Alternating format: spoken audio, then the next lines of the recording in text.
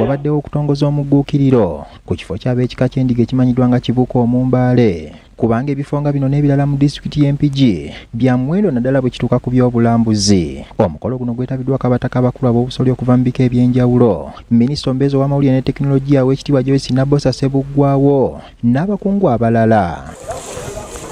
Embale mu Mawokota yewali ekifo ekimu ku ebyobuwangwa n'ennono n'ebyobulambuzi eby'enkizo ekimanyiddwa nga Kibuuka Omumbaale. Ekimu ku bifuula ekifo kino eky'ebyobulambuzi kwe kuba nti ebisigalira bya Kyobe Kyomubazzi oluvannyuma eyatumibwa Kibuuka biri wano. Kyomubazzi yali mulwanyi Namige mu lutalo olwatawuluza Buganda ku Bunyolo mu mirembe gya Ssekabaka Nakibinge. Okusinziira ku muwandiisi w'ekika ky'endiga Robert Nviiri, ekifo kino ekya Kibuuka Omumbaale kirina obulombolombo bungi era abagendayo balina okubugoberera nga bw'annyonnyola. Waliwo ensuwa ez'edda nazo ziri awo mu kibira ekyo. Kale ekifo kino kikulu nnyo ate nti bwe tusibuka kubanga bwe mbagambye jjajjaffe Embali yali abeera kumpi nnyo awo okuva wano. Kale twenyumirizaamu ekifo kino era ne tulowooza nti kitugwanidde okubeera nga ebyafaayo byaffe tebibula. Bw'abadde yeetabye mu kuggulawo n'okutongoza omugguukiriro ku butaka bw'ekika ky'endiga, obubaka bwa minisita omubeezi ebyobulambuzi Susan Nakawuki bw'atiise kamisona y'ebyobulambuzi Lyazi Vianney atendereza nnyo ebyobulambuzi n'ebyobuwangwa era neeyama okuwagira enteekateeka zonna ezikulaakulanya ebyobulambuzi. Birimu kinene nnyo ekiyamba naddala nga twogera ku byobulambuzi ebyaffe bannaffe bannayuganda okulambula ensi yaabwe nga tetunalowooza na ku bali abava ebweru. Ffe nga ffe okulambula ebifo byaffe kintu kikulu nnyo. Akulira obwegassi ku disitulikiti y'Empigi Ronald Kazibwe ategeezezza nti nga disitulikiti balina enteekateeka nnyingi ez'okulaakulanya ebifo by'obulambuzi mu disitulikiti eno kubanga biyingiza ensimbi mu ggwanika ly'eggwanga.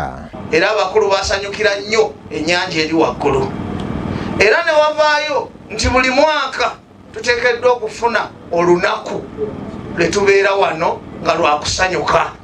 Ssentebe wa disitulikiti y'Empigi Simon Peter Kawuki agamba nti enteekateeka ez'okulaakulanya ekifo kino zigendeddwamu okusitula ebyobulambuzi n'ebyenjigiriza. Tumanye nti nno ab'endiga omuti gubeerewo. Bino ebyobufuzi bye tulina bigenda okutaasa nnyaffe Buganda.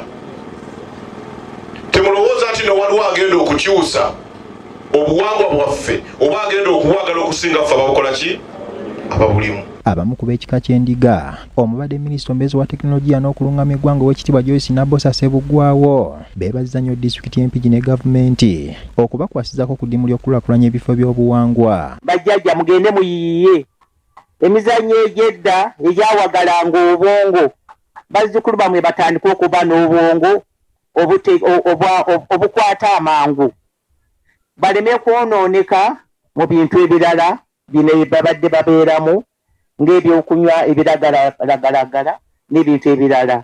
Mu kwogerako eri abantu ababaddewo omutaka Lwomwa Eriya Lwasibuzaabo alambuludde ku nteekateeka ze balina okufuula ekifo kino okutuukana n'omutindo gw'ensi yonna era nti kyakwemmenta obuwumbi 15. Bwe tutandika okumanya omukululo oba ebifo byonna ebikwata ku Kibuuka Omumbaale nga tutabaala Mawokotono kwe tusobola okutumbula. Bw'oba tosobodde kuteekateeka we batandikira kitegeeza naawe byogenda okukola tebikusobola kukola ki.